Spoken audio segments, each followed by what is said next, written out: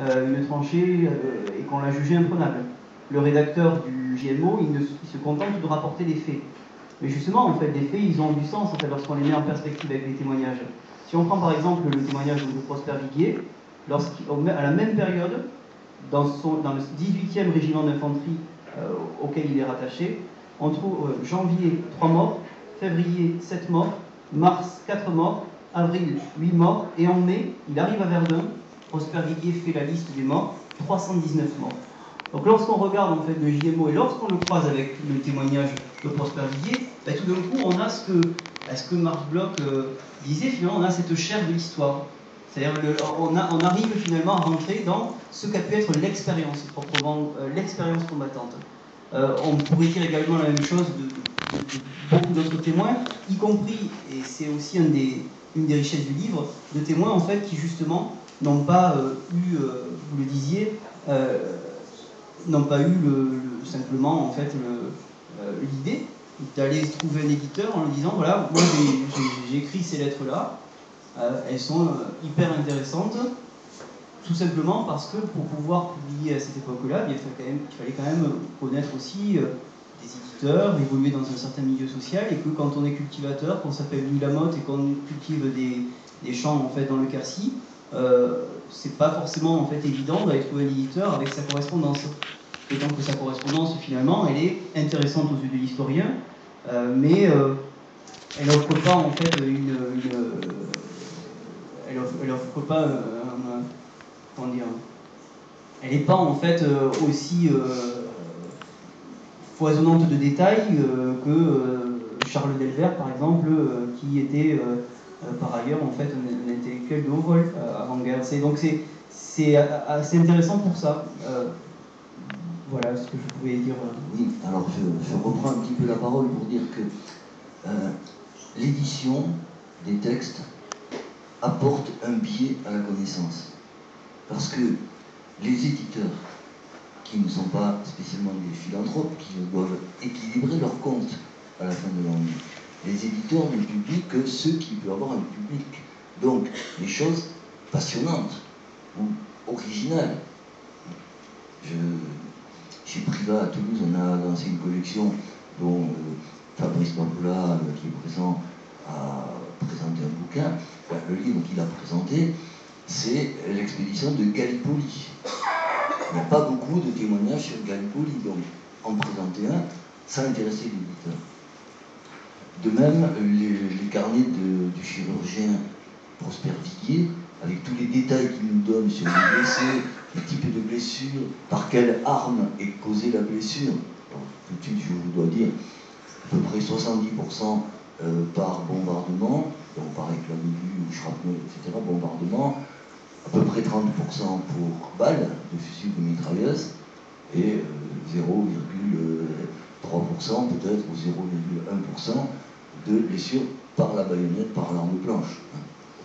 La baïonnette, nous avons un grand spécialiste là, de la question, puisque son grand sujet c'est la baïonnette, mythe et réalité.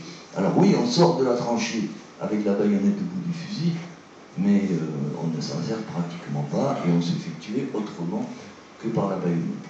Donc l'édition apporte des biais et l'historien doit aller au-delà de ce qui est publié.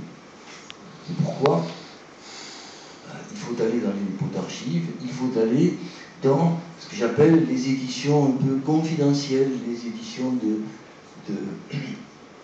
piété familiale. Hein. Le grand-père a écrit, ça n'a pas une grande valeur parce qu'il était à l'arrière, il était âgé, il était territorial, il n'a pas participé au combat. Dans sa correspondance, il est surtout question des colis qu'il reçoit, des colis de nourriture qu'il reçoit de son Gers natal.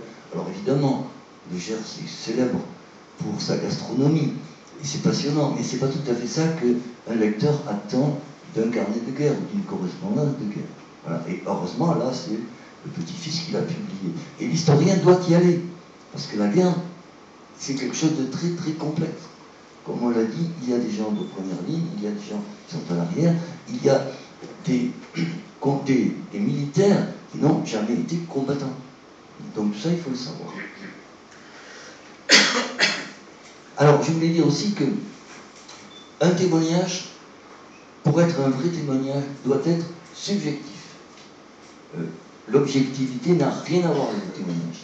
On ne demande pas à un témoin de nous faire une histoire de la guerre de 14.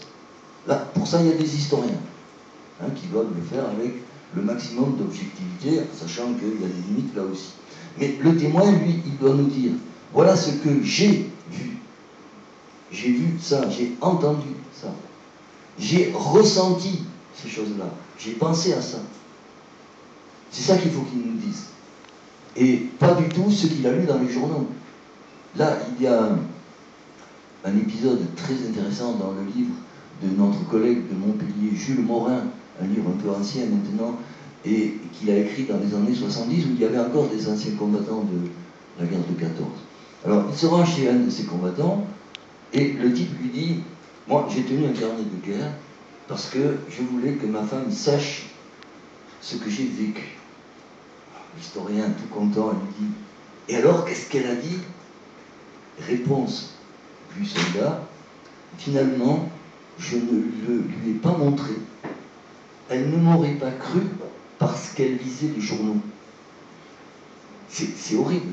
Hein, le type qui a vécu la guerre, qui l'a raconté, et qui n'ose pas montrer cette vérité à sa femme parce qu'elle était intoxiquée par la lecture des journaux.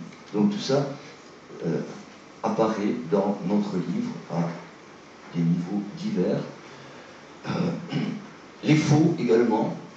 Un faux peut être utile en tant que témoignage. Pourquoi cet auteur veut-il nous mentir? Quelquefois on peut trouver des raisons. Ça peut être des raisons politiques, ça peut être des raisons pour se faire valoir. Hein.